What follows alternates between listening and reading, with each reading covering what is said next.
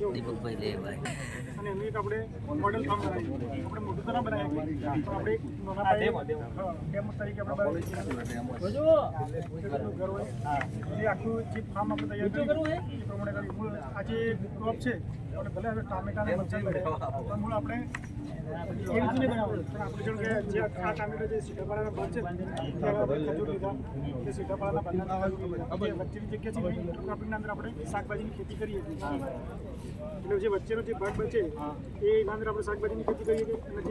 અને જે મલ્ચિંગ તરીકે આપણે જે કાળા પ્લાસ્ટિકનો ઉપયોગ કરીએ એની જગ્યાએ આપણે કોથળીનો ઉપયોગ કરીએ. જે આપણા ખેતરના અંદર જે વેસ્ટ કચરો નીકળે એનો ઉપયોગ આપણે મલ્ચિંગ તરીકે કરેલો.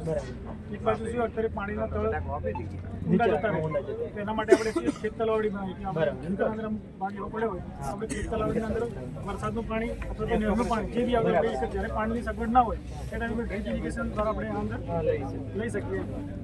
આજુબાજુ જે બોર્ડરનો ભાગ છે એના અંદર આપણે બીજા અલગ અલગ છૂટ લીધી જે આપણે ઇમારતી લાકડા તરીકે ઉપયોગ થઈ બરાબર. જીવામૃત છે, ઘન જીવામૃત છે, નિમાસ્ત્ર છે, ખાટી છાશ છે, આ બધા જ જે ઇનપુટ આપણે અહીંયા બનાવ્યા એનો જ ઉપયોગ આપણે મોડેલ ફાર્મના અંદર કરવાનો. મોડેલ ફાર્મના અંદર કેવું કે આપણે બહારથી કોઈ વસ્તુ ખરીદવાનું નહીં, આપણા ઘેર જે વસ્તુ તૈયાર થાય એનો જ ઉપયોગ આપણે કરી અને આપણે ખેડૂતે કોઈ બહારથી ખર્ચો કરવાનો નહીં. આપણે ઉત્પાદન લઈએ અને સારું છે ને આ પેલો તમે પૈસા ગાલો પોતરે એક તો જમીન પૂછી રાખે અને બધા એને ખાતરને પણ છોડને મળી રહે. ટૂંકમાં મોડેલ ફાર્મ એટલે શું ખબર? એક જાતનું આપણું એટીએમ મશીન. આપણું એટીએમ મશીન શું કામ કરે? 24 કલાક આપણે ગમે ત્યારે જાવ તો એટીએમ માંથી પૈસા મળે ને. આ આપણું મોડેલ ફાર્મ છે એટીએમ એટલે એમાં દરેક સિઝનમાં દરેક સમયે પૈસા ઊભા થાય એવું ફાર્મ તૈયાર કરવાનું. કેવું કે અંદર જુદા જુદા પ્રકારના પાકો આવે કે દાખલા તરીકે જામફળ હોય, પછી દાડમનો કોઈ પાક હોય કે બોર હોય તો એનું આપણે વાવેતર કરીએ. પછી ઉનાળાની સિઝન છે તો એના અંદર કયા કયા પાકો થાય છે એનું અંતરે અંદર વાવેતર કરેલું હોય. એ રીતે ચોમાસાની અંદર એ રીતે આપણે વાવેતર કર્યું. પછી જે વચ્ચેની જગ્યા વચ્ચે આપણે મોટા પાક વાવીએ એટલે સ્પેસ છોડીએ ને એના વચ્ચેની અંદર સિઝન વાઇઝ આપણે શાકભાજી લઈ શકીએ છીએ.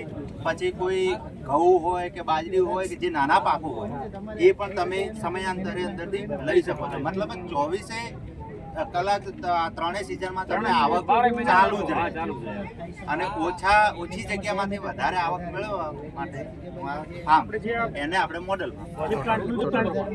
અને આપણા ખેતરનું નિંદામણ પણ દૂર થશે. આવી જગ્યાએ નાખશું એ ફાયદો ખેડૂતને મોટો ફાયદો. કેમ કે જે આ વેસ્ટમાં નોખી આપે એના કરતા તો આ રીતે ઉપયોગ કરે તો એ જે આપણે ફેંકી દઈએ છીએ, સળગાવી દઈએ છીએ એની જગ્યાએ આપણે આ રીતે એનો ઉપયોગ કરી શકીએ. આ રીતે ઉપયોગ કરીને ખેડૂતને પણ ફાયદો થાય. આનો આજે આ હળે આનો ખાતું થાય મેણિયું હળે તો એને લઈને પાછું પૈસા આપવા પડે.